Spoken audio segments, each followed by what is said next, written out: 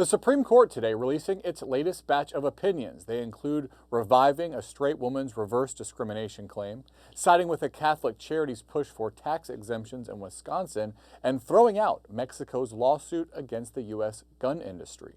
Joining me now is the Hills Courts and legal reporter Zach Schoenfeld to help make sense of the highest court's latest rulings. Zach, let's start with the unanimous decision to toss out Mexico's multi-billion-dollar lawsuit against U.S. gun manufacturers.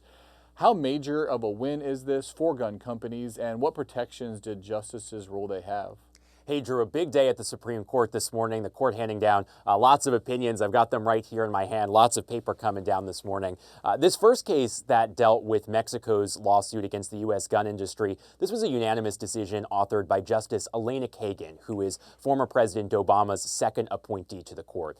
And this case all dealt with a 2005 federal law that's known as the Protection of Lawful Commerce in Arms Act. A bit of a long law, people call it PLACA for short. And it's a law that broadly protects the gun industry from damages lawsuits for any lawsuits that seek to hold them accountable when their guns are used in crimes or some unlawful way. The Mexican government here had sued various gun manufacturers, essentially arguing that they were contributing to cartel violence south of the border, and they argue that their lawsuit fell under an exception to this 2005 law. There is an exception that allows suits to move forward when a firearms company knowingly violates a state or a federal statute in marketing their firearms if that violation was a proximate cause of the harm. So Mexico's theory here was that these gun manufacturers failed to exercise reasonable care in how they were manufacturing and marketing their guns. They eventually fell into traffickers' hands who brought it down to Mexico and showing up in cartel gun scenes. But the Supreme Court today saying that that exception is not allowed in this case and that that 2005 law prevents this lawsuit from moving forward. There was another unanimous decision that revived a straight woman's reverse discrimination lawsuit against her former employer. What broader impacts can we expect from this case? This is a ruling that's going to ease the legal hurdle, at least in some areas of the country, for straight and white plaintiffs, members of these majority groups, to bring employment discrimination claims against their employer. This case deals with Title VII of the Civil Rights Act of 1964, that landmark civil rights statute, and this part prohibits employment discrimination based on race, color, religion, sex, or national origin. This case came to the Supreme Court. It's a case out of Ohio, and a case that dealt with an employee at the Ohio Department of Youth Services, Marlene Ames. A bit of the backstory here, which will make this case make a little bit more sense. So Ames was hired back in 2004 at this Ohio department, and she first worked as an executive secretary. After she was hired, she later on got a promotion to become a program administrator.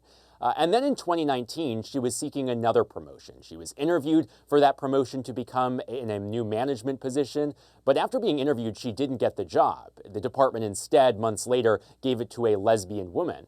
And in fact, as all this was going on, Ames's supervisor, who is gay, suggested that she actually should retire instead. So not only did she not get that promotion that she applied for, instead she was actually demoted from her job, forced to take a pay cut, and go back to that original job that she was hired for in 2004. And then the program administrator job that she had been demoted from, by the way, she was replaced with a gay man. So Ames, who is a straight woman, you can probably see where this is going, she sued, arguing that this was employment discrimination against her because she was heterosexual. But lower courts ruled that her lawsuit couldn't succeed, saying that she had to show more than members of a minority group do, saying that because she's a member of a majority group, she has to show some sort of background circumstances that shows that hers is the unusual case where an employer is discriminating against the majority group. But the Supreme Court today rejecting that in a unanimous opinion authored by Justice Jackson is reviving her case and allowing it to move forward. And finally, the justices cleared the way for a Catholic charity in Wisconsin to be exempt from certain state taxes. The court has sided with religious groups in recent years.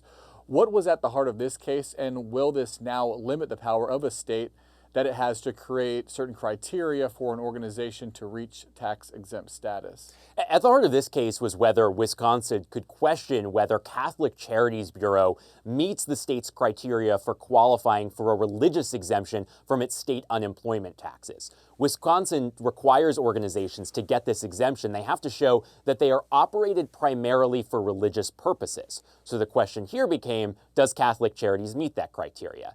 Everyone here agrees they are controlled by the Diocese of Superior in Wisconsin, But lower courts had ruled that Wisconsin could rightfully deny them this tax exemption, pointing out the fact that Catholic Charities employs non-Catholics. They don't try to give participants the Catholic faith, and its services, the lower courts ruled, could be provided by secular organizations.